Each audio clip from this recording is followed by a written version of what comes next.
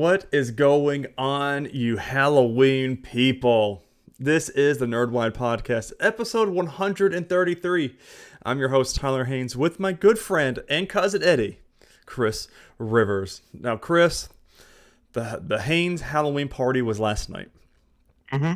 I bailed prematurely with an illness. So, but granted, it was like a 10:30. So, anyways, way past my bedtime regardless. But still bailed pretty early. But we had some fun. I feel like for the little bit that I was aware of, it was pretty fun. So, yeah. But anyways, Chris, how are you? How was your week? Some overtime, which was not good. The party, which was very good. Yeah. And now Halloween weekend as we record this. Yes. So, which is probably my favorite weekend every year. Is the Halloween weekend is what they call it, just because everyone's doing parties, you can see people dressing up, and it's just a lot of fun. Speaking of, if you would, sir, remove your hat and give people a preview. Just the preview of my golden locks here. I went as good old Homelander this year from The Boys and Gen V, if you will. So. That's why there's no facial hair here. But look, though, I mean, this is good for just shaving yesterday afternoon, about 12 hours ago. So, about 24 hours ago. You know what I thought of, though, last night at the party? I was like, Tyler should have had, like, a little bottle of milk. Oh, that'd be great. I didn't even think about that. So I needed milk. I debated on getting, because I had blue contacts in for his eyes. I debated on getting a red one and a blue one, a pair, just so I could like switch it out throughout the night or something like that. I didn't ever do that, but those were the thoughts behind it. The suit was not as uncomfy as I thought it was going to be. It was a little too small because I could lift my arms up and then the thing would stretch out like the wings. I really didn't like that, but as far as like my costumes go, one of the comfier ones, so I'm okay with that. Next year, I already got it planned out, so I'm just glad that you kept it on because we know Homelander. And, I didn't keep it on after 10:30. They came off very fast. So, but it is our last week of our Horror Fest review, Horror Halloween review for 2023. It's been a lot of fun. This week, I think, was a good last week for it as well. When we get there, we'll talk about it. I really enjoyed both movies. One movie I liked a lot more than the others, which I was shocked by. But we had a lot of good TV shows this week. Gen V fired off. Loki is probably the best MCU show. I'm just gonna say it right now. Probably the best MCU show. And we're in season 2. And 2 episodes left and firing on all cylinders. And then Doom Patrol. Really loved that one. But we're going to talk about all of that here shortly. Let's do some quick housekeeping. This is the last episode of the Halloween Horror Fest. So make sure, if you've been paying attention and watching along, go watch all the other episodes that we've also posted. And make sure you let us know what you think about it and what your favorite movie was this year. Because I got to pick one. I need to pick one, actually. And it might surprise you because this was probably my favorite year for our Halloween movies. And that's just shocking to me. So much so that I want to watch some movies. Well, we want to watch some movies in April. So, what a world we live in. But quick housekeeping. Don't forget to subscribe to either our YouTube or podcasting service of your choice. If you enjoy the show, make sure you leave us a thumbs up on YouTube and give us a good rating whatever podcast service you do use. If something's wrong, you don't like anything, you've got suggestions, any of that, straight down to the comments. Don't thumbs down, don't do any of that kind of stuff because that messes with the algorithm. And we like the algorithm because it brings more eyes and ears into the show. If you want to do more, you can always go to patreon.com/nerdwide. 3 different tiers for 3 different monetary values. If you want to get the episodes early, go there. If you want a suggestion, if you want us to watch, read, play, any of that kind of stuff, that is a spot to do that. So we greatly appreciate it if you do.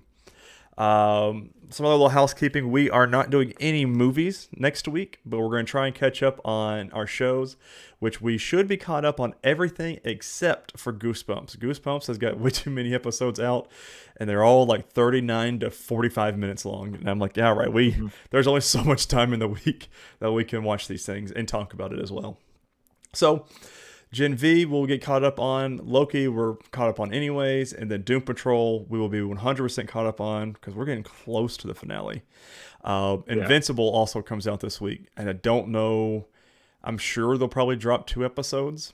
And if I'm remembering correctly, the first episode was long and everything else was 30-ish minutes. So yeah, sounds right. Yeah. I need to, if I could find the time this week, I want to rewatch season 1 because it's been 3 years since the last season, and I just want to get caught up. God, what a show that was. So that is all the housekeeping I have, and I'm trying to think if there's anything else. 2 weeks we got the Marvels finally going back to an MCU movie in theaters as the Superhero 7. Hopefully, the whole Superhero 7 can make it. That's our little movie watching experience. That's our version of the Core 4. The Core 4. Oh, yeah, the soups. Anyways, let's get into it. Chris, you watched any other TV this week? No, I watched what we had to watch in movies and TV, and that was It's about all we have the time for. There's not a lot of week left there. No. Let's see. I don't think I have either. I'm trying to think. No, I just been real busy and watched all of our stuff. This is our busiest week of the year. I feel like getting things ready so let's talk about the shows we did watch this week. First one is Gen V episode 5, full on spoilers. We're going to the reviewgeek.com once again by Fraser Fernandez. Welcome to the Monster Club. Episode 5 starts off with Andre and Kate sleeping on a couch when a slimy substance falls on his face from the ceiling. The two go up to see where it came from and realize they were in Dusty's house, which is just some random guy from college, I guess, who throws a bunch of parties. They stumble into a room with Jordan and Marie sleeping together. The scene cuts to Marie finding Emma sized up still, lying naked in a pool, covered up by tarp. Very funny. They regroup and discuss how all of them strangely have no memories of what happened. Emma finds out, which actually was like 2 or 3 days their memories are blank for. And they're trying to fix the puzzle here. Emma finds clips explaining what happened the previous night, revealing Marie and Jordan making out, and Emma trending due to a sized-up nude video on TikTok. Just then, Sam pops out, expressing his happiness to see them that they are awake. The two back off, claiming to not know who he is, and Sam tells them their memories have been wiped. He promises to get things fixed and warns them that the school is a danger to them. Kate and the others confront them about their blackout and realize all of them suffered the same consequences. Marie informs them about Sam, stating he made some claims about events that happened over the past couple of days. The group start catching on to what's going on. Kate suggests that Rufus has probably roofied them, or done his little hormone thing. The scene switches to Dr. Carlos trying to quit his job because of the events that occurred in the last episode, and Indira tells him that it's not an option, persuades him to stay. He demands for Marie to be captured so he can use her to study and develop the virus to control the soups, but Indira declines because she has a benefactor that's paying attention to her. The scene cuts to Marie. Who do we think that is? Vought? Yeah, that's what I was going to ask. I don't know. I mean, Vought knows who she is. Right. Already. I wonder. Do we think... Is it someone that we've seen before? Do you think that seems out of character for someone like Soldier Boy? Right. Like, I don't think he would. Well, he's in a coma now because he's back on ice again. Oh, that's right. So I don't.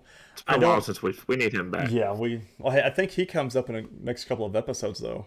At some maybe a flashback scene. Because I know he's in the show. I just don't know when. But we'll catch up here in a little bit and we'll actually know when. Could it be Starlight? Maybe, but see, I think it's gonna be somebody we know. I wonder if it's Homelander, some twisted way or something like that. But I don't know, or maybe it's just Indira and she's just saying that so he'll back off. But I don't know why she would just say that for him to back off. A Homelander could make sense if he was doing it out of self-preservation, right? Because her powers. Yeah, she's black and she's got some powers and he could use her as a little agent and stuff like that. Because you know how Vought likes to do they like to be diverse with their Superhero 7 and stuff like that. So yeah, that's what you know how corrupt and gross they are. So she might be one of the few people that could actually do Homelander damage, though. She could mess with the blood. because she blew Rufus's penis off. Anyway, the scene cuts to Marie telling the others about the encounter with Rufus, and Kate follows up with the encounter she also has had with him. They realize the conversation has angered Andre, and he has left to confront Rufus. Emma walks down the hallway and gets recognized by students hyping her up. Jordan walks with Marie and tells her that the encounter doesn't have to be weird and that they're cool. They spot Rufus having a conversation with Indira and decide to confront him. Marie holds him back until Indira leaves, explaining she doesn't trust her. He spots them and a chase begins. They eventually catch up and catch him, only to realize Rufus has paid Benning to shapeshift into him. Rufus enters his room to find Andre already there. Andre locks the apartment with his powers and attempts to extract information. He suddenly finds himself in line at a fast food store, holding the line up. Hilarious. Like a very good transition they had here for that. That same night, Marie gets to her room and hears about Emma climbing the ranks. Marie tells her about the conversation with Jordan. Emma finds a sweatshirt from Stardust Drive-In Theater, reminding her of what Sam said. The scene cuts to Sam having a schizophrenic hallucination. He sees puppets of Emma, begins to hear a chopper in the background. There's one of the coolest little moments here was this whole fight scene, with all done in puppets and little glitter. Sam turns into a puppet, and armed puppet guards begin to descend. Sam brutally kills all of them before the scene shifts back to real life, and then Sam walks out of the tunnel and makes a run for it. That was wonderful. So the question I had was, this show has never had a problem going there, right? But I almost wondered if they had to do it that way. Maybe it was going to be too much. Right. To show what he was doing to him, so they did it that way. CGI cost too, maybe. They say, hey, how do we do this where it's funny, it's still cool, but we cut the cost essentially in half, because puppets are a lot easier to use and break and things like that than it's for CGI and have animators and stuff go in and do all that hours and stuff. Yeah, it was basically pinatas, right? Because he'd rip them apart. Right. Red glitter and paper mache and all that stuff. That was the scene. The one that really cracked me up was the guy on the helicopter thing where he just gets ripped in half. And he goes, "No, was it him or the one before?" He goes, "No, I've got 2 daughters at home. Their names are blah blah," and just knocks his head off. And I was like, "Yeah, this is great." Yeah. The chopper's still sitting there. I don't know why he didn't pull on the rope and pull the chopper down, but ain't nobody gonna mess with Sam. No. I think the only one that could stop him is either going to be Soldier Boy or Homelander, because I don't see anybody else stopping him. He's too strong and crazy. Yeah, I don't know if Starlight would have an effect. Well, she's now souped up and more powerful now, because remember she was flying in the last season. Yeah. So right at the end of the last season. Yeah, we do have somebody that could just rip Sam's blood out of his body. So. Yeah. So. We'll see what happens. Emma realizes what Sam said holds some truth and decides to head out and find him. Marie realizes she has blood clotting near her collarbone and uses her powers to pop out a tracker. She heads out to tell Kate about it. Marie tells Kate about the chip, claiming it's something bigger than Rufus, and Indira might be involved too. Kate takes her hand and apologizes before erasing her memory once again. Did you catch on to that? It was her? No. No, I didn't either until I saw her naked hand, and I said, "Ooh, something's up here." And then she did that, and I was like, good. What a way to do that, because she was very convincing that it was Rufus too, which is what's going to get her in a lot of trouble. And the fact that Rufus had someone posing as him, so he could get away, made him seem guilty. Yep. Of course, he's guilty of a lot of things. Yeah, a lot of. God, what a douchebag this guy is. Jordan tells Maverick about her liking for Marie, and Maverick advises her to speak with Kate about it, which is the little invisible guy. Jordan then approaches Marie to speak, but notices an injury on her collarbone. But Marie has no clue how it happened. Jordan brings up the topic of what she said before chasing Rufus, but Marie has no memory of that.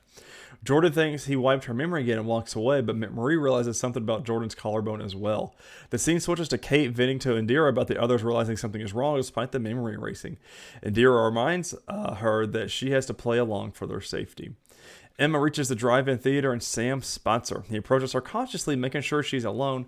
She claims to still not remember Sam, but expresses that she believes him. She apologizes due to her lost memory, and Sam tells her that Kate has made Luke forget him as well. Kate reaches Andre's room and asks to spend some quality time. They begin to watch TV. Andre tells her that he thinks they should just leave the school. Just then, he gets a text from Jordan saying she found out where Rufus is. Jordan and Marie storm into the room and attack Rufus as he tries to run away. Rufus pleads he has not done anything wrong. He claims that he had been in the room for over 5 hours and couldn't have possibly wiped anyone's memory.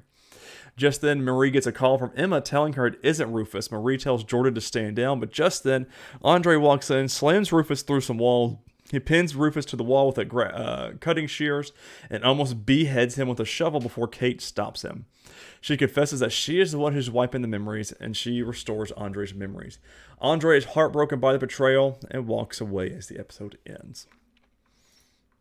I will say this: they don't really go a funny little bit, creepy but funny, with Maverick and Jordan in the hallway. Yeah, with the llama. He's basically talking about how equal it is. Yeah. Like how equal he tries to treat people, and his example is, I'll stand in the girls' showers and watch them do things, and I'll also stand in the guys' showers and watch them do things. Gender's just gender, man. What? All right, I mean, I guess if you're a teenager and you're invisible, yeah, why not? you're You can do anything you want to do at this point. So, I'm ready. I'm really excited. We got 2 episodes until we're caught up, so we'll be caught up before the next episode, like I said at the beginning of the show. So make sure you are all caught up as well. All right, let's do it. I really want to talk about this one. I'm really way too excited for it. Loki, Season 2, Episode 4, titled Heart of the Loom? Heart of the TVA. There we go. We're going back to GamesRadar.com by Faye Watson. Let's see. The new episode picks up right where we left off with Mrs. Minutes and Ravonna Renslayer at the end of time. If you recall last week, the AI told Renslayer that she'd been keeping a big secret and it's going to make her mad. Well, it turns out that one of the major theories was correct. Renslayer helped He Who Remains build the TVA. In a video of their earlier interactions, clearly they plan to lead it together for all time, always. Which, remember that quote. Before He Who Remains wiped her memories, it's what's called Protocol 42. Renslayer is in shock at the revelation, but Miss Minute soon tells her, we don't need him, but maybe we never did. It seems like a new villainous partnership is in the makings. Meanwhile, Victor Timely, Loki, and Mobius wind up at the TVA to try and help OB fix the temporal loom. Timely is in all of his new surroundings, including a disgusting-looking machine that makes coffee, hot chocolate, and soup. However, the most wholesome interaction comes when he meets OB, the author of his beloved TVA handbook. But wait, there's a twist here. OB says he learned everything he wrote about it from his notes from Timely, resulting in a confusing chicken and egg scenario, who came first, which was also an Ouroboros. So, very cool way to do it. Eating its own tail. There's a more pressing worry, though. How are they going to fix the temporal loom and stop the timelines from collapsing? Obi has some ideas that, you guessed it, involve more spacesuits and danger, but while they work that out, Sylvie turns up and wants answers. Amidst walls of key lime pie, Sylvie confronts Mobius about not looking for his life on the timeline, but she saves most of her anger for Loki. She confronts him about working to save the TVA even after all they've been through. For Loki, though, he counters that he actually made the hard choice to stay and fight for what's broken. Hope is hard, he tells Sylvie. Are we the only ones they don't think they're speaking about the TVA anymore? I want to make sure. So this is one of my favorite scenes. We had a lot of good quotes from this episode, a lot of good quotes. But one of my favorite ones, is the Hope is hard one. But from Loki, she says, "We're not." She said, "Who are we to say who lives and dies?" kind of thing. That a lot of these heroes with a lot of power say, and Loki says, "But we are gods. It's us who gets to decide," or something like that. I was like, "Oh, hell yes!" Because we have to remember they are gods, but they're just playing this little time cops essentially, and it's just so cool, and I love it. And as I was watching this, I was texting my brother about it. I would really love to see this Loki be with our Avengers, not fighting them or anything, because he is I feel like this Loki is a better version of Loki than what we had in the main timeline of the MCU, this variant of Loki. Right. Because, he's been through a lot, and he's like, oh, I'm actually saving lives and stuff like that. So I really, really, really like this variant of Loki. And obviously he's going to stick around. Well, hopefully he's going to stick around. Now, while Loki and Sylvie are having their heart-to-heart, we learn that the rogue TVA agents, including Brad and Dox, are being held in the same cell that Brad was stuck in.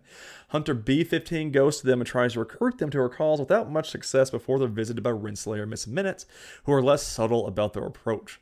Renslayer tells them that they either join her or they die. Brad Wolf is the only one who takes her up on the offer as she places the rest of them in that glass box and crushes them to death. One of the most horrifying scenes I think we've seen in a long time. Yeah, I'm kind of glad they shot it the way they did. Yes. I think leaving it to our imagination was better than just hearing the screams. Was better than showing us. Because they showed us like the top fourth of everyone's heads, and it just kept shrinking. But what's horrifying to me more is Miss Minutes during that whole scene, like looking on joyfully and glee and extremely happy. And I was like, "Whoa, this AI is horrendous here." She was like orgasmic over. Yeah, she was very much okay with it. Next on her list is Timely, who she manages to trap when he goes to make himself a hot chocolate. I was I hated I forget the guy's name, one of the other bees that was helping him. I was like, there's something going on here. Timely is way too calm and cool and collected, worrying about hot chocolate more than he was the Time Loom. I was like, there's something not right going on here. I was way off, which I'm glad I am. I don't like when things are that predictable. But I hate that the guy he just enjoyed the hot chocolate. I guess it's the first time he tried it. Yeah. Let's see. Renslayer tells them that we're past that, and here we go. Meanwhile, Miss Minutes has gone into the TVA system and has taken control of it. As everything goes to plan in the TVA, it becomes clear that this is when Loki went after time slipping in episode 1. If you recall, he was pulled into the future where alarms were blaring at the TVA as he's walking towards an elevator that reveals Sylvie. Just as he reached towards her, someone pruned him from behind, which we called it on the show, was himself. It's something they always, like these time slipping things always do. They tried to do a little red herring, but sure enough, it was him. Well, now we know it was Loki who did the pruning of himself. That's not all either, but after he answers the phone, he learns that's OB on the other side, wondering where they are. OB has a plan. He needs them to reboot the system to allow the Lokis to use magic at the TVA. This gets Miss Minutes offline as Loki possesses Brad to prune Renslayer and crucially allows them to get the door open to the temporal loom. I want to stop here. This scene, really well done when they're all at the table in the little meeting room, whatever you want to call it, and Renslayer gets pruned by Brad. It was very good. Miss Minutes dying, like turning backwards to her AI programming, and then she was just telling time, was very well done too. This is, I know we talked about it some last night, and we talked about it before the episode, one of the best episodes of any MCU stuff. And that's just crazy to me that we're this far into it, and this is still a great episode. Yeah. It seems like there's still a possibility for OB to be much more than what we've been told he is. Right. Because he inspired Timely, but Timely inspired him. Yep. So that's all mixed. We don't know what's really going on there. I love Sylvie and Loki's reaction when they talk about, well, rebooting it, everyone will be able to use magic in the TVA, and they're like, do it. Right. At the same time. Yeah, they all were like, do it. Because they know that then they can help. Yep. Oh, I forgot before they said this that you can't use magic in the TVA. It's all same thing with the. I bet. I got some theories. We'll talk about. Remind me, because I'll talk about it here in a second. Because there were some little scenes in the end credit of some certain things, and I want to bring that up. Let's see. TVAs gets Miss Lena offline. The prune Renslayer crucially allows them to get crucially allows them to get the door open to the temporal loom. Timely volunteers to go into the suit and brave the temporal radiation to fix it instead of Loki. But the moment he steps out of the door, he is spaghettied. Did not see that coming whatsoever. No. But did you see what was above the door? It was written out. It was a quote. It said, which called it back to the beginning of the episode. I want to make sure here it is. For all time, always, is what it said on the door. So like if you go back and look on the door, it says for all time, always. I was like, oh, she said that earlier. but then he just gets wrecked. And then, let's see. I think that's it as far as the review goes. I wasn't totally shocked that they killed him off. They were I was killing shocked it everybody happened off. like that. Yeah, like just I figured brutal. he might get stuck out there. Yeah. You know, because we almost saw that with Mobius. Mm-hmm. And I figured, okay, he'll get all the way out there, and then they'll realize they can't get him back. Yeah, and he just sacrificed himself for them. And it'll be a whole, Right. is he who remains bad, blah, blah, blah, blah. A big explosion destroys everything, and the show cuts to its end credits. So. Yeah, that photo of Loki with his face all brightened up. Beautiful. That acting was very, very good. We're definitely getting a time reset, right? Like, we're resetting this timeline, I think, is what they're heading towards. But, so in the end credit scene, they showed like a bunch of the normal stuff they show, but it also stuck onto the Infinity Stones that were in the drawer. Did one of them grab the Infinity Stones? Or like some of the Time Stones or anything? Because magic works now. That's true. So I wonder if that's how we're going to turn back time or something like that, maybe. I don't know how I don't know how it works, but that's my leading theory right now, that magic works again. Yeah. See? Because what's his name? Is it Gary? Oh, the other engineer guy? Yeah. Oh, God. That's going to bug me now, too. Because remember, when we first get to the TVA in season 1, he's the one at the desk. Yep. Where they put the stones. Mm-hmm. They said, oh, they're all useless here anyways. Yeah. So I wonder if maybe it dawned on him, because he's smarter than they give him credit for. Yeah. And I wonder if maybe it dawned on him and he grabbed those. And is like, we can use these. Yeah. I'm trying to look. That's just take too long. There's too many people on the show. That's a good point. All right, maybe they stop down on the way down or on the way up after they realize magic works. Because that'd be something Loki would do. It's like, hey, if magic works now and the stones work, let's take these just in case. Like a, break if broken, if kind of thing. Easter. Go ahead. I will say this real quick. It doesn't really involve this episode, but earlier in the season, of course, we met the kid at McDonald's. Mm-hmm. Is it Nick? Something like that. Name? Yeah. So Eric Voss on New Rockstars had a video up where he theorized that is Mobius before he's brought to the TVA, because he's same general area of the country that the Wilsons are from, right? But also he's blonde haired. He loves like pies, fast food and stuff, pies, and maybe that's him. And he's been around this whole season. We didn't even know. That's a good theory. Renslayer and Kang have a complicated past in the comics too. In that canon, the pair fell in love after the Empire was conquered by Kang. We finally know the meaning behind the TVA's motto "For all time, always." It originated between Renslayer and He Who Remains. When He Who Remains wipes Renslayer's memory, he calls the process Protocol 42. Not only is 42, of course, the answer to the universe and the Hitchhiker's Guide to the Galaxy, but it's also an important number for Marvel heads, as Earth 42 is where Spider-Man Across the Spider-Verse ends. Obi's real name makes a bit more sense now, as Ouroboros. We already talked about that. And then when Miss Minutes takes over the Tempads, we get definite Dennis Nedry vibes from Jurassic Park. And that's about it. What they should have done, though, I did see somebody talk about on Twitter that when the very first the episode when we're going through the time stream and we get to at the end of time, they really should have used clips from different movies and stuff. Yeah, because that would have been like from all movies. But yeah, that makes too much sense. I wish I could remember what they were referencing. from this episode, but somebody was pointing to something in the episode that was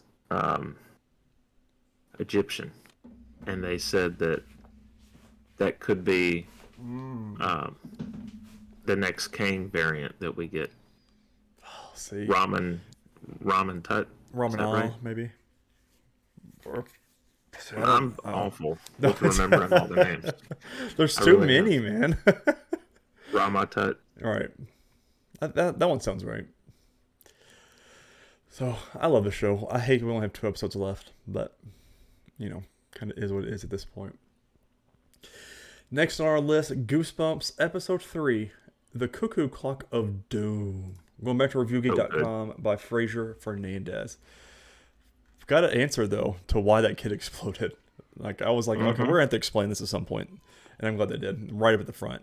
But before we get into it, I say this last week when we watched episode 2, but I really like this format of we're getting this team together, but the first 5 minutes of the show is showing where they were that Halloween night and how they all converged since then.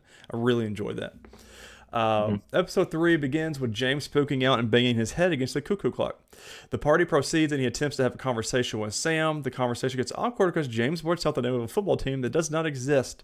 After talking to Isaiah, James decides to head out, but he leans back the moment he hits his head on the clock and realizes something is wrong. He attempts to leave the house multiple times and realizes he just spawns back the moment he hit his head on the clock. We got a little future spoilers here because when he tries to jump out and stuff, you see another version of him keep going. So I was like, I didn't think anything of it until the episode kept going. Perplexed about the time loop, James takes Sam's advice and makes the best of the opportunity. He asks Sam his favorite football team before heading out, only to respawn back at the start. He then goes on to relive the party and starts the conversation with Sam once again and discusses the football team arsenal. The conversation blossoms and they end up making out. Sam invites him outside and James breaks the clock before stepping out.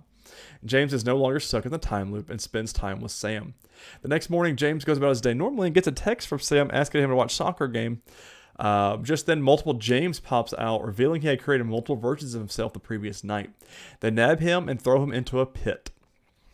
The duplicate James goes around being mean to Allison and Sam, sabotaging James' relationships.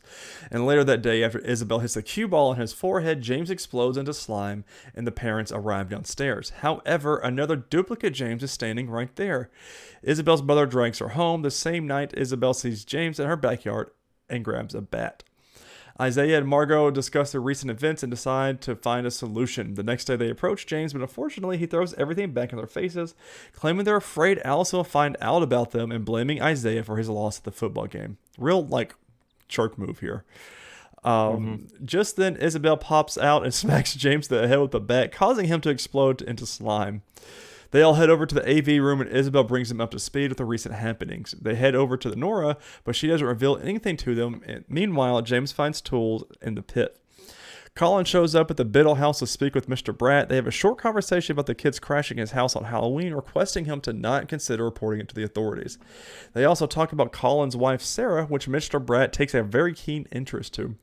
Meanwhile, James builds up a ladder and attempts to climb out of the pit, but unfortunately fails. Definitely his girlfriend in high school, by the way. The Sarah. Yeah, well, we saw her in the book. Oh, that's right, yeah. When, at the very first episode, he's flipping through. It's like the dark room guests or something, and there's a Sarah in there. Mm-hmm. So, something going on there. I think she's the only one that knows what happens. Well, besides the parents, because she says at the end of the episode, sorry, future spoilers here, but it says, don't trust the other parents. And hangs the phone up. I'm like, yeah. And I'm trying to remember what I've seen her in before. But... That's what we were talking about. Because that was not a big reveal, but a reveal. And I was like, is this connected to something somewhere? But Isaiah, Margot, and Isabella follow the duplicate into a mine. After a certain distance, James turns out his lights and claims it's a trap. Then he starts the train and begins moving towards them. Just then another James pops out claiming to be the real one and takes him through another tunnel. Inside, they see another James claiming to be the real one. Isaiah takes a leap of faith and kills one of them, causing him to explode into slime. The other duplicates catch Isaiah and throw him into the pit with the real James. James is overjoyed to see him, but Isaiah strikes him with a stone thinking he's fake. Isaiah is glad to see that he isn't a duplicate, but James picks an argument claiming he couldn't identify his own best friend. Which, I mean, come on. these duplicates still have all your memories and everything else. You can't blame him. I mean, that was the only thing, but it's teenagers. Hey. Yes. So the actress's name is Lexa Doig. She played Talia al Ghul on Arrow. That is why. She looked familiar. Just then, Isabel and Margot break through a pile of rocks and they call them to make a run for it. Unfortunately, when the door closes, they're separating the girls from the boys. The boys run into a deep end with several duplicates in front of them. They pick up a few sticks and battle them out, causing all of them to explode into slime. The group reunites at the cafe to grab something to eat. They pressure Margot to ask her mom about the situation. Margot reluctantly calls her mother and asks her about Harold Biddle. Her mom requests that she not tell anyone about it, ensuring she'll be there in person soon. Mr. Bratt takes out all of his journals and crosses out a picture. One of the duplicates arrives with a suitcase, but Mr. Bratt kills him off as he didn't have what he was looking for. Definitely the dummy, right? Yeah. Yeah. Gotta be. Because he said him. He's not in there. I'm like, we're bringing the dummy into the show. Because that's one of the only like relics that we have not seen in that basement. So, still very good. And where is he? Who has he? Right. And what has he been up to for 20 years? So, very cool though. Him eating worms at the beginning of the episode too. Yeah. Just slurping it down. He goes, "Oh yeah, that was chocolate powder on my face. Nothing to worry about." I was like, and at first I was sitting there looking at it because I was like, "All right, what?" And then when he pauses, you can see him still wiggling. Yep. I was like, okay, CGI or was it real? Who knows? Mr. Long's a good actor. I don't know if he'd do that though. But he's dedicated though. Yeah, he might. Yeah, he wants that money. He wants more roles. I get it. I'm really excited to catch up though. We still have. This is one of those ones that's going to be a little bit till we get to it, until some of our shows start slowing down or ending. But God, what a time to be alive for us. The next episode is also a very good one. The Doom Patrol Season 4, Episode 9, Immortimus Patrol. We're going to geekgirlauthority.com. I think we've used them once. And this is by Melody McCune, maybe. I hope I'm saying that right. Let's see. We open with Dorothy dancing down a corridor bedecked with Immortimus decorations. Fun fact, Monterey is a ballet dancer in real life. The chick that plays Dorothy. Anyway, Dorothy greets the sex ghosts as they join her in celebrating the great Immortus. There's a lot of editorializing here. Let's see. Meanwhile, Casey climbs through Jane's window to wake her up for the festivities. There's also a singing Laura. They're also all singing during this. What's going on? Laura hands out the Immortimus ugly sweaters. Even Cliff appears as his fully human self as Brendan Fraser for the occasion. Vic barges into the room with presents from Derek. He gleefully states the robotics club is going well. Everyone continues singing and dancing with the sex ghost. They decide to take a break from having relations to be backup performers in this musical. Upstairs, Keeg wakes up a fully human Larry as Matt Bomer. He's indecisive about what to wear. He wants to introduce his family to his boyfriend, Rama. Let's see. Downstairs, Rita joins Laura in providing our Doomies with a presentation of how Immortus came to be and why they celebrate her. Then, more singing and dancing. Rita accompanies everyone on the piano, and everything is normal and not weird. Next, it's time for a duet that sizzles with sexual tension. Jane and Casey decorate for Immortus' arrival. Said decorations include standees of Edward Scissor weirdos from Orquith. The pair duet their feelings for each other. Should they say them out loud? Why not bang out a choreographed dance to an up-tempo rock melody first? After Jane and Casey awkwardly part ways, we're blessed with Rita and Laura friendship duet. They set the table for Immortus while they're doing this. Dinner isn't complete with plenty of ham. The sex ghosts are dancing and singing behind them. And while they're singing, Laura experiences fragmented flashbacks from the real life. We see her arrive in Cloverton on her time machine. Isabel sees Laura and falls into the massive chasm in the ground. Once Rita departs, Laura panics over her visions. She realizes they're in some peculiar Immortus fever dream. She lets out a shrill "What the F?" echoed by the sex ghost. Very good. Mm-hmm. Meanwhile, Vic and Dorothy decorate a gingerbread version of the Doom Manor with gingerbread versions of the Doom Patrol. Dorothy even makes one of her father to join the fun. They talk about how much Niles Calder loved hot chocolate, and right on cue, the sex ghosts sing about it as they awkwardly shuffle into another room. Later, Cliff searches for something to wink to, looking through their extensive VHS collection. He finds a tape and pops it into the VCR. He arms himself with a tissue box and some lotion. Frasier is so funny in this episode, and I agree with the author here. Initially, he's confused by Mortis on the screen. She's sitting in front of a fireplace with a book. However, she transforms into a siren, tempting him with her hotness. It's go time. Naturally, this is a big musical episode, so just about everything is all in song. So, which I didn't realize I would like, but I loved it. Like, the songs were very, very good. And they did really well with it. And I didn't expect it in this show. So, it's not so much go time for Cliff because Laura walks in on him right before it gets started. Laura interrupts. After Cliff leaves in a hurry, Laura notices something's amiss with the TV screen when the video is paused. She can see the top of Larry's head, the one wrapped in bandages. She runs into human Larry in the hallway, and she ushers him into another room to show him the tape. Meanwhile, Casey walks into Jane's room to find her painting. Jane's creating artwork of the underground, but she doesn't realize what it is. They're adorably awkward around each other, then Laura corrals the group to reveal what she's learned. Larry enters in his bandages, to which the crew breaks out into laughter and making fun of him. They didn't know the Immortus dinner had a theme. Anyway, Laura states that there are superheroes called the Doom Patrol and that none of this is real. Laura backs this up with evidence. She shows Jane, Cliff, and Larry the interviews Niles for him, where he asks them questions. Laura also reminds Vic of his identity. Everyone save Rita and Dorothy start to remember their identities. However, Cliff is keen to stay in his perpetual musical. He's a human and not a robot. Next, Vic discloses the truth to Dorothy, who doesn't take it well. He launches into a solo power ballad about his identity and life trajectory, as one does in a musical episode. However, he's interrupted by Laura urging him to come inside. Cliff launching the world's tallest and longest pee stream, and Larry asking him if he's okay. Let's see. He wanted to feel the wind on his... Yeah, on his Johnson. Yeah. Meanwhile, Casey and Jane run into each other in the hallway. Jane reveals our dynamic has changed now, and she's back to her normal self. For starters, Jane has her underground personalities. Casey claims it's all gravy. They're cool. As they walk away, though, we see that the opposite of that. Rama meets Larry in the basement. The bandages take him aback until Larry jogs his own memories. Larry reminds Rama that he's Mr. 104, a superhuman capable of channeling any element on the periodic table. Naturally, the boyfriends dance along a giant periodic table when they have their duet. The number culminates in a kiss. Rama would rather stay in this reality, in particular because they're safe.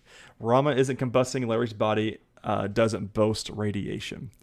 Next, Rita watches the footage of her with Niles. Her memories come rushing back in full force. Laura reveals she asked Rita to leave to prepare for Morris's arrival because she didn't want it to rain on Rita's parade. At one point, Rita accuses Laura of being the monster in their friendship before storming off. Then Cliff calls Clara, who's spending a Mortimus Day with her son Roy, and Roy says hi to Cliff. After he ends the call, Cliff looks up to see his robot self sitting on the window before him. They burst into song about Cliff's identity and desire to stay in this fever dream. Finally, Immortus/Isabel arrives. However, before they let her in, Laura takes a poll to determine who wants to break free of this never-ending musical and who wishes to stay. It's decidedly mixed. When Immortus makes her grand entrance, she plops them into the dining room and forces them to sit at the table and look at all of that ham. Immortus asks the crew to tell her what they're thankful for. She starts with the obvious. She's most grateful for herself. Responses are an amalgam of adoration for Immortus and a verbal middle finger to the zany episode of Glee that must experience a perpetuity. There we go. Immortus throws a few temper tantrums when those who despise her make their voices heard. Cliff isn't a fan of everyone hating on Immortus. However, those who sitting remain a united front. Casey and Rama decide to write their own stories and live their own lives. Larry realizes his boyfriend might leave him. Then Immortus forces the Doom Patrol to dance a musical number. She tells them they're all doomed. And after they sing and dance, Immortus returns them to their aging selves in the real world. The longevities are long gone. Immortus leaves them a headshot with the same message: you're all doomed. So, very good episode. A little bit of a filler one. Well, we got 3 left? Yeah. 10, 11, 12. So, it was fun, though. Nothing crazy. Heroes and Douche Canoe. We'll do douche count. We'll start the douche canoe. We'll start at the bottom here. Doom Patrol. I don't really, not really a douchey moment here. I mean, Isabella maybe, but Yeah, that's very broad, that's you know. it's, Or there's no Laura single. stopping Cliff or interrupting Cliff. Yeah, and I love the line from Matt Bomer when she takes him in there. He's like, where'd all these Kleenex come from? Yeah, it's so good. Um, Goosebumps. You could say duplicate James for all the horrible Yeah, things he said to everybody. yeah. Um, Loki. You could say Miss Minutes or Renslayer because of killing all those people. Um, maybe. Uh, Um, Jed V. You could say Kate. Right. I think that's gonna win out, right? She's the opposite, obvious one there. Yeah, I'm down for Kate Kate. for all that. Let's see, which is, come on, how are you gonna do that to all your friends? And then hero count, Gen V hero. Um, Hmm. forget the invisible guy's name. He's a Maverick. possibility. Yep, Maverick, because he's equality. Loki. You can say timely for Loki. Sacrificed himself, Yep. even though it didn't work out. It Right. was the I was policy very counted. excited. The music was ramping up. Goosebumps. Uh, Don't know if I really have one for that one. we could now. Well, the girls come through to save the guys from the Oh, pit. that's true. What was that? Isabel and Margot. And then Yeah, Doom Patrol. I don't really have one for that one either. maybe Laura. Yeah, but she woke up first. Is the only reason. So, um, hmm, I am down for timely for Loki. 'Cause honestly, it could be like our last time getting timely. Right. So, all right, I'm good with that. timely it is. It's Releases this week, Friday, November 2nd. Invincible Season 2 launches on Prime. I cannot wait. So, love that show. And of course, we'll be talking about it here. However episodes they do. So, 50,204. right. So we are on. Let me pull up my. Ooh. On the movies. Have you watched anything else? No, I didn't have any time else for anything. You were prepping for the Yeah. party. I didn't either. With some overtime this week and everything, it's. God, I wish we didn't have to have jobs. Yeah, I'm telling you, man. I even told Jamie I'm thinking about becoming a beekeeper. There you Yeah. go. Movie reviews for the week. We had The Omen and Dark Shadows. If you're good with it, let's do Dark Shadows first. I am. Yep, I am perfectly fine with that. I need to enter everything into this and text Jamie. Same movie scores. Please. Here we go. I'll lead into the plot by stating this was in 2012. It's classified as a dark fantasy film based on the gothic television soap opera of the same name from the 70s. Okay, so that's what Jamie said it was based on, so she couldn't remember when it was, though. So it was one of the first, like, I think, primetime soap operas. And here we go. Of course, it stars Johnny Depp in the main role. Michelle Pfeiffer, Helena Bonham Carter's in this. Ava Green. We got All your people. usual Tim Burton people. Yeah. In 1760, young Barnabas Collins and his wealthy family set sail from Liverpool to the New World, where they established the town of Collinsport in Maine and construct Collinwood Mansion, their grand estate. 15 years later, Barnabas spurns the advances of his servant Angelique, who is secretly a witch, In response, she murders his parents using magic and curses Barnabas so that all he loves will die. Barnabas becomes obsessed with dark magic to prove his parents were murdered. Under Angelique's spell, his fiancée, Josette, jumps to her death from a cliff called Widow's Hill. He throws himself after her but survives, further cursed by Angelique to eternal suffering as a vampire. Angelique turns the town against Barnabas and gets him buried alive. In 1972, almost 200 years later, Maggie Evans, who bears an uncanny resemblance to Josette, travels to Collinwood to fill the position of governess. She assumes the alias Victoria Winters and meets the dysfunctional current residents of Collinwood. Colin's matriarch Elizabeth and her teenage daughter Carolyn, Elizabeth's brother Roger, and his young son David, who believes he's being visited by his late mother's ghost, and a live-in alcoholic psychiatrist, Dr. Julia Hoffman. That night, Victoria is visited by the ghost of Josette.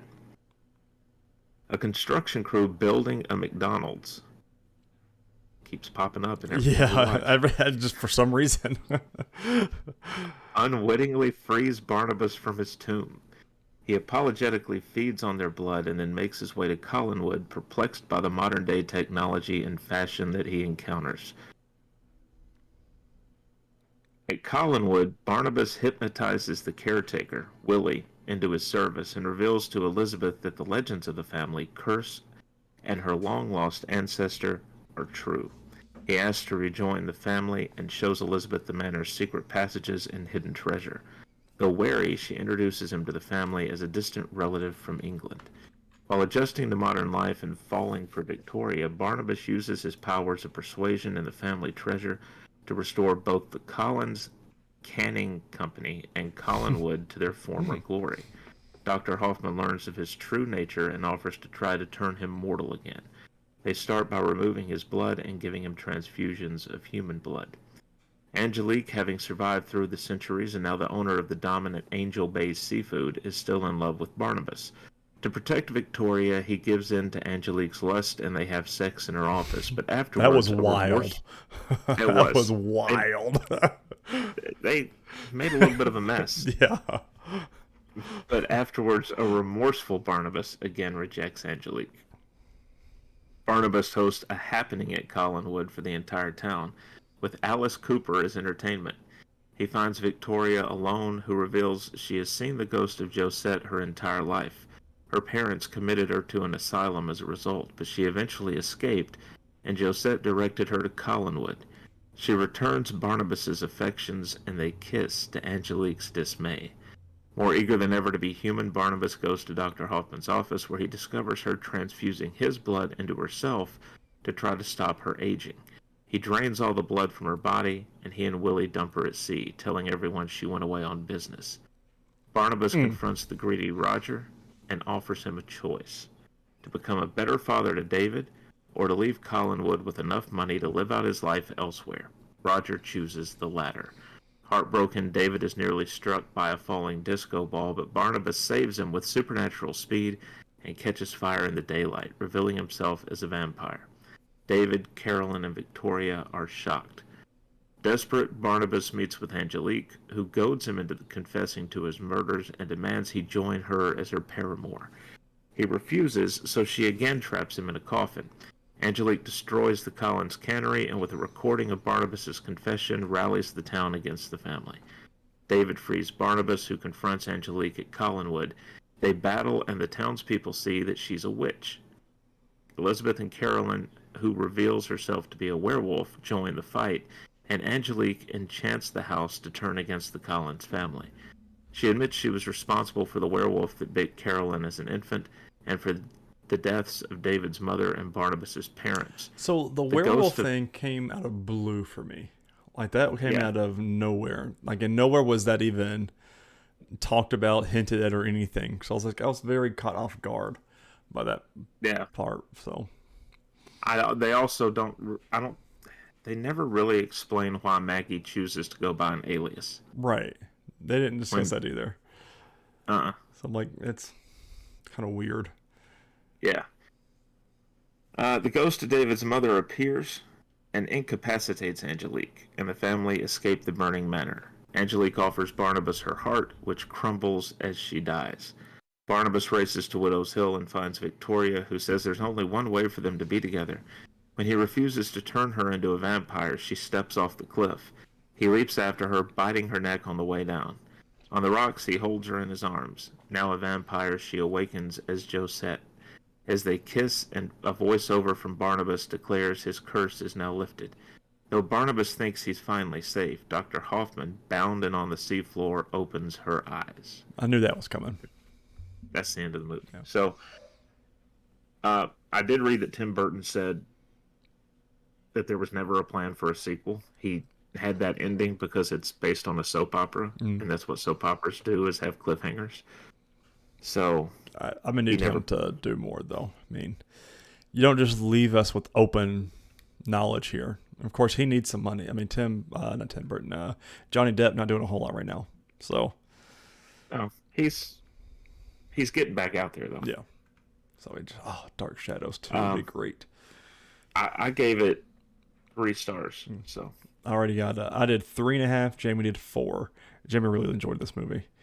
I thought it was great, but like it's classic Tim Burton though. If you like any Tim Burton movies, you're gonna love this kind of movie. A lot of fun. I felt like the special effects were really cool. The film, the cinematography was great.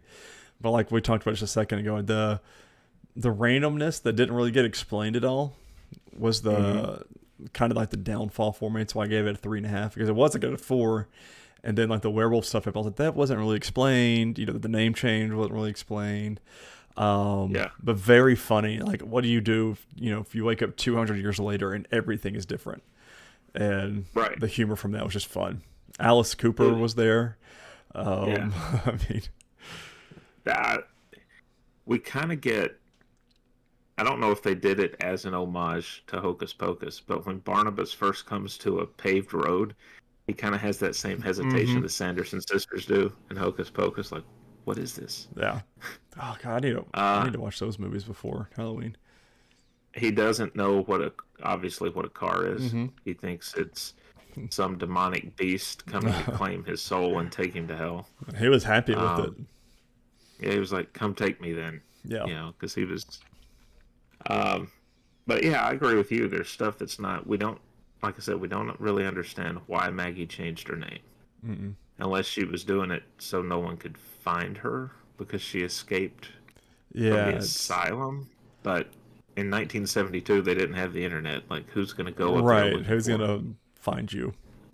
The werewolf situation was not. I mean, it was explained. She said when it happened. Yeah, but we didn't really get any. Like, if there were some hints or something to it, it would have made sense. But we didn't even get that. So, no, like if there had been a couple of townspeople that had been killed or mauled, right, on a full moon or something like that. Yeah, but which she just appears up in the corner of her room. And by the way, that character played by Chloe Grace Moretz. So, a lot of these people. Jackie Earle Haley's in this as Willie. I forgot Kick-Ass was what I mainly know her from. But yeah, they just didn't.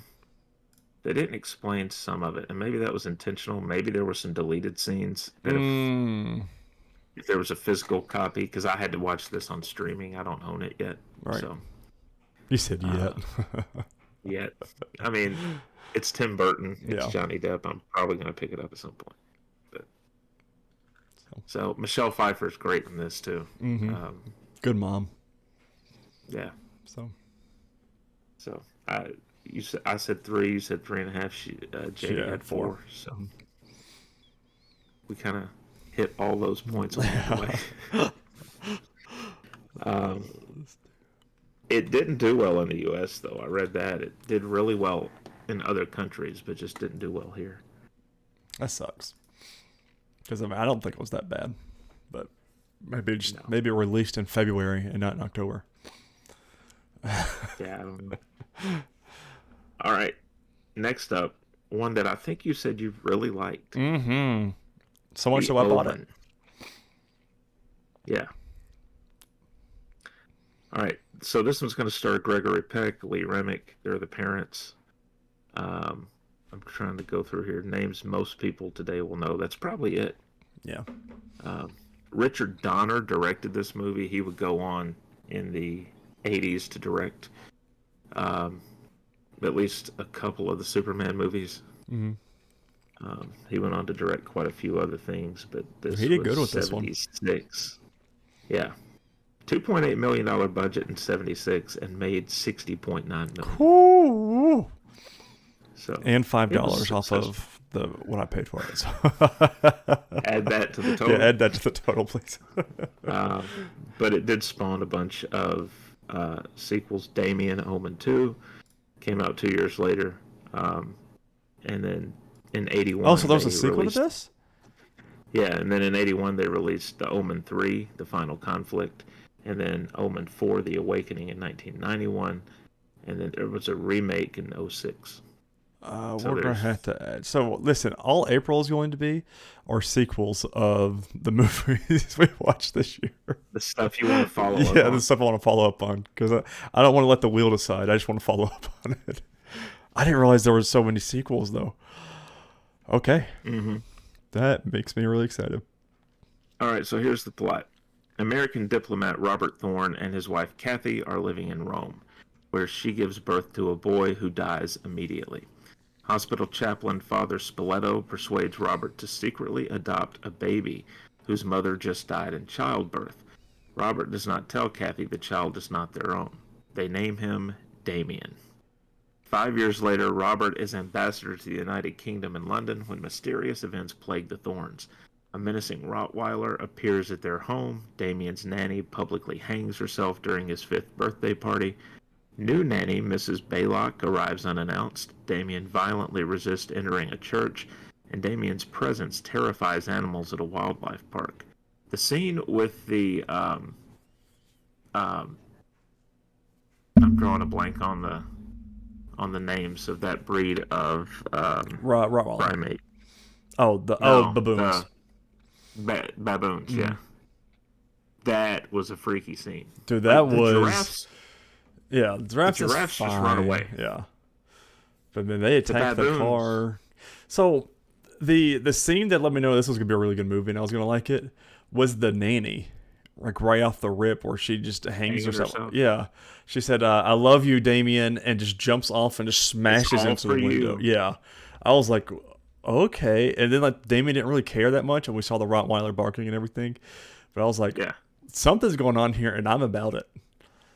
And I've always liked that scene because, to me, what makes it, she doesn't just, like you said, she doesn't just drop and hang herself. Her body whiplashes back into that window, like, and it physics shatters. Actually works. And then they cut to the maid inside the house, screaming her head off. You know, and it's all the party goers just watching, and it was so good. Yeah. Oh. Father Brennan warns Robert about Damien's origins, hinting that he's not human, and insisting Robert take communion. He tells Robert Damien is the son of Satan, that Kathy is pregnant, and that he will kill his unborn siblings and parents unless he dies. Later, Brennan is killed by a falling lightning rod, which is so fantastic. Cool. God, it was... Like, I'm saying, like, for 1976, this whole movie was, like... I'm going up in my score as I talk about it and as we talk about it. But it's just so much fun in the way things happen. Like, because they give you hints and teases with the photographer of, like, oh, something's not wrong. Like, I was like, okay, he just broke it. But he was putting pieces together in the background, and we didn't even know about it. Unless you've seen the movie, like, you don't know, like, how to watch for it. But that scene was really cool because, like, he's like, oh, you know, that you're just a crazy priest and everything. And then he reveals that she's pregnant, and he's like, well, she's not pregnant, and all that stuff. And then he goes to the church where he thinks he's going to be safe, and then lightning strikes, and he gets impaled, and just one and done. I was like, this is awesome. Very well done. Let's see. Kathy tells Robert she wants an abortion, which he opposes.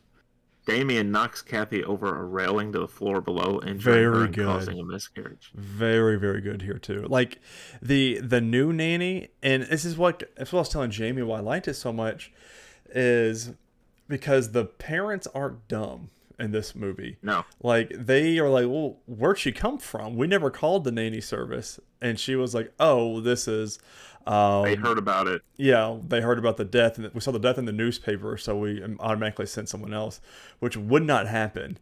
But, you know, they're busy and everything, and Damien takes right up to her, the whole dog thing. The dad was like, you know, told to get rid of it and all this other stuff. It was just very, like, I like movies that they aren't dumb.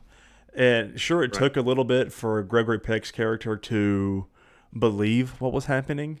But once he did, though, he was full investigative mode and everything. So it just really was really well done. It makes sense that in his business, being a politician, he would not automatically believe. Right, some random crazy people, priest or whatever. Photographer Keith Jennings notices shadows in photographs of the nanny and Father Brennan that presage their deaths.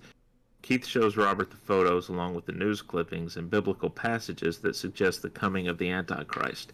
He accompanies Robert to Rome to investigate Damien's birth. They learn a fire destroyed the hospital, including Kathy's maternity records, and killed the staff on duty. They find Father Spoleto in a monastery, severely burned, mute, blind in one eye, and partially paralyzed. What else are they going to do to that guy? Yeah, he was rough. Yeah. He directs them to the cemetery where Damien's biological mother is buried. In Damien's mother's grave, Robert and Keith find a jackal carcass, and in the next plot, a child skeleton with a shattered skull. Robert realizes that the child is his own, murdered so Damien can take his place. A pack of Rottweilers drives Robert and Keith from the cemetery. Robert calls Kathy in hospital to tell her she must leave London. Before she can do so, Mrs. Blaylock throws her to her death from a window. Robert and Keith meet Antichrist expert Carl Bugenhagen in Israel, who says if Damien is the true Antichrist, he will bear a birthmark in the shape of 3 sixes. Carl gives Robert 7 daggers with which to kill Damien on hallowed ground. Thorne refuses to do so, but Keith remains convicted in their task. Afterwards, Keith is decapitated by a sheet of glass. Robert then reluctantly accepts his task. Robert finds the birthmark on the sleeping Damien's scalp and is attacked by Mrs. Blaylock, whom he stabs to death. That was a big jump scare. That got me. That one did. Yeah, because you're paying such close attention to what he's doing and looking for the 3 sixes and everything, and then all of a sudden there she is. Well, see, it was funny because I was really like leaning into, because the one that I got was like kind of darker, and so he was cutting the hair or moving the hair. I was like, is there 3 sixes in his hair? And then he cuts it away, and then it shows up. Like, okay, I was looking way too into it, and then that happened, and it got me. So yeah. Armed with the daggers, Robert drives Damien to a cathedral. His erratic driving draws the attention of the police. Robert drags a screaming Damien onto the altar to kill him, but is shot to death by police before he can do so. The double funeral of Kathy and Robert is attended by the U.S. President and the First Lady, who have Damien with them. Damien turns and smiles at the camera. Kid had a creepy smile. Dude was a very good child actor. Man, I loved this movie. I really, really liked this movie. Which I'm really glad I bought it instead of renting it, which is only like 40 more cents to buy it on digital. But now I've got it until, internet goes out. But I really, it was just very good. Like, it had a nice natural conclusion. But I mean, the priest told him, he says, you have to go see him before it is too late. Talk about Bonnigan. Bonnigan, right? Is that guy's name? Whatever it was, the guy in the ruins. And he was too late. And then the mother's death was very cool because she was just getting ready because she knows, okay, we're going to have to do this and all that other stuff. But no, she gets killed by Blaylock, shoved out of a hospital window, which, just letting you know now, at least in most hospitals that I've been in, you cannot, those windows are so secure and tough, there ain't no breaking those.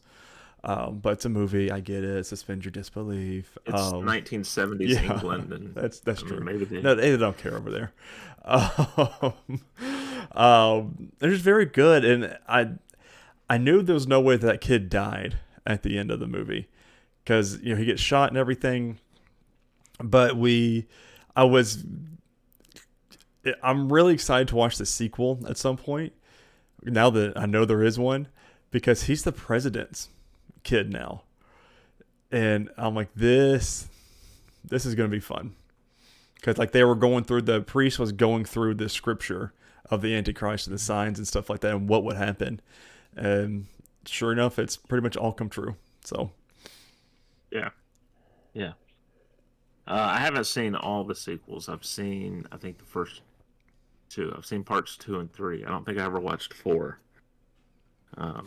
So sounds like we got a lot to watch. yeah. What, and have you seen did you see the 2006 one? I never watched it either. Okay. Because that was around the time they were doing like reboots of this and Texas Chainsaw. Oh, they're doing all of them. A lot of stuff, and I was just like, what's wrong with the originals? Right. Like, Yeah. Don't mess with, if it's not broken, don't fix it. I give it a 4.5. I loved it.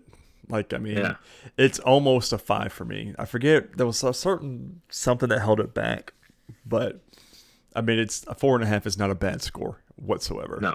So I came in at a 4 on this. okay. And that's what Jamie gave it as well. I felt like there were a couple parts where it kind of slowed down. Yeah. But I love like you were talking about, how the photographer's picking up on that he even sees his own. Yeah, and that's what he was like. This is why I have an interest in it now. And I'm like, oh, so God, it was so good. It's so fun to think like a movie like Final Destination 3 borrows that same concept. Yep. Where she's taking pictures of everybody at the carnival, and she's starting to notice it predicts how they're gonna die. Goosebumps. Wow. Yep. Just what was that? That was 2 episodes ago of Goosebumps. Same thing. Yeah, the very first episode of this season. Yeah. Just kind of cool how they all play off of each other, and like that's just one small little aspect of it all. Now, going through the list here, so we started with Black Phone this year, ended with The Omen and Dark Shadows. I'm going through to see score-wise what our favorite movies were. It Part 1 both got a 4.5 from both of us. Let's see. The Exorcist and Rosemary's Baby are your 2 highest scored ones. Both got a 5. And it looks like, did I not give anything a 5 this year? So I give It Part 1 a 4.5. A Nightmare on Elm Street 4.5. And yeah, and The Omen 4.5. God, what is going to give me a 5? I know I gave Hereditary should have been a 1. So Jamie gave a 5 to Nightmare on Elm, Haunted Mansion, Final Destination. She's very she gives it to everything, and It Part 1. So, what for you, if you had to rate your 3 scariest ones? Obviously Hereditary is the first one. Like, I was horrified the whole time. Let's see. The Exorcist really didn't scare me that much. It's like this one. I loved it. I guess It Part 1 would come in second. And Babadook 3. Babadook was very creepy. I gave it a 2. So it wasn't like the best movie out of it. But as far as like scary, that was probably it. You don't love movies where it's what's the protagonist is, or the antagonist is, unseen. Right. Like I'm not a big ghost, demon-y kind of thing. And unseen. Like that's why I didn't really like so much the Rosemary's Baby. I gave that one a 2, just because it sets up this whole thing, and then you just get like a little glimpse at the end. That's pretty much it, and the movie's over. His eyes. Yeah. What have you done to his eyes? It's just, but man, this is my favorite year, and I know this is the first year we're keeping track of all the movies we watch, which I really wish I would have done that in years past. For the podcast of like all of our movies. You can go back and watch the old episodes. That's true, and they're all the titles too. But yeah, that's just gonna that would take a long time, messes with the numbers. And what about you? What were your, if you had to do top 3 favorite movies out of all these this year, what would you got? I mean, obviously, the top 2 would be Rosemary's Baby and The Exorcist, right? I mean, I gave 5 stars to those. Let me pull up my letterboxd here. And let's see. We should do a segment for next week's show. Get Jamie in on it too, where we kind of break it down. Yeah, talk about the year. Break it down further. Did I go 4.5 on it? I went 4.5 on Nightmare on Elm Street. Yep. And Blair Witch. And It. Out of those, I would have to go Nightmare on Elm Street. Yeah, that's also another one I want to see the sequels to. I know you said the later ones are not that good, but I want to continue living in that world, especially during the fall time in Tennessee. It's just something special about it.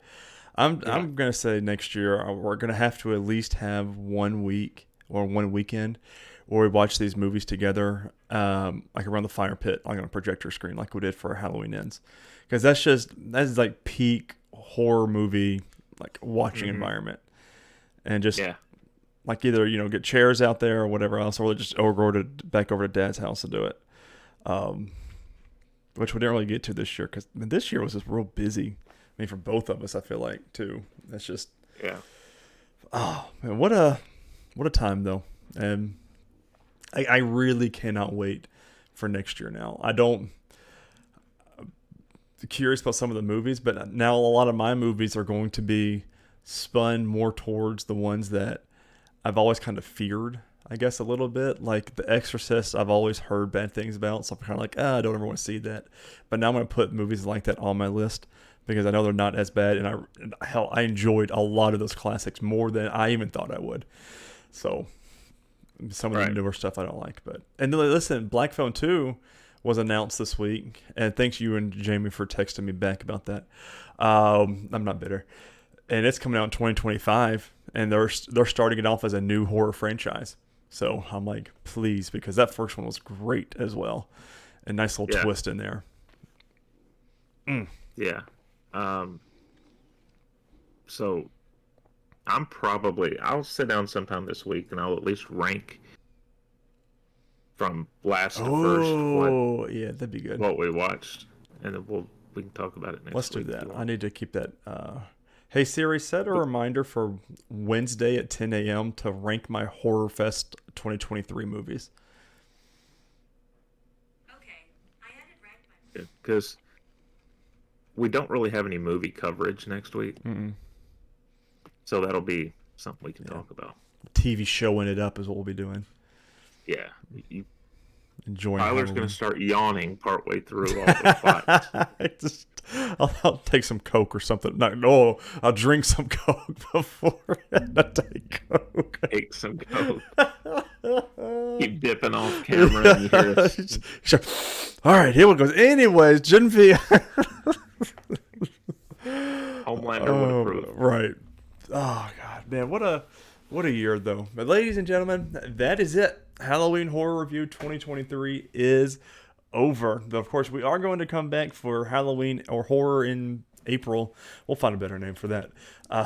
For maybe some sequels, some new stuff. We'll see. But next year it's going to be, I don't know, probably even better. But I don't know, it's going to be hard to top this one. This was a great year of movies that we watched, and we also doubled up because we haven't done that. I think we got started halfway through September last year, but we never did this many movies because we did 2 a week.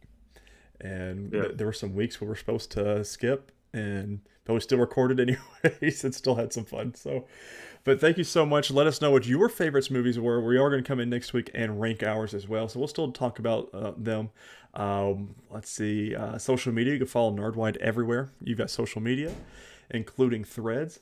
And listen, guys, it is the week of Halloween. We hope you have a safe Halloween. Get all that candy from kids if you can. Just push them over, take their bag, and run away. It happened in half of the movies we've watched, so it's fine. Ain't anybody care. Just wear a mask and anybody know who you are. But ladies, thank you so much. We really appreciate you hanging around and sticking with us for our Halloween Horror Fest. And honestly, I cannot wait for next year. But until then, well, not until then. I'm not signing off until October of next year, guys. But until then, this has been Nerdwide Podcast, and we cannot wait to catch up with all of our shows with you next week. Later, guys.